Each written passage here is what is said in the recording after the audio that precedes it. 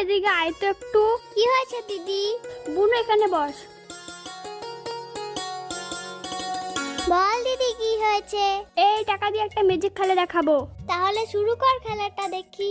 টাকাগুলো এখানে সাজাবো। ফু দিয়ে টাকাগুলো ফেললে তাহলে সব টাকা তোর।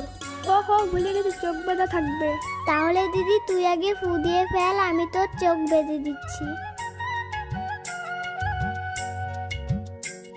দিদি দেখ তো তোর কয়টা পড়লো।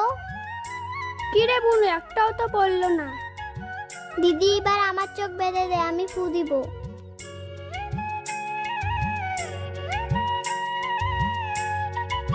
তাহলে দেখি আমি কয়টা ফেলতে পারলাম। আমি অনেকগুলো ফেলেছি। এবারও আমি বোকা হয়ে গেলাম। সংসারে ছোট সন্তানরাই বেশি চালাক হয়। আমার সাথে একমত হলে আপনারা কমেন্টে অবশ্যই লিখে জানাবেন।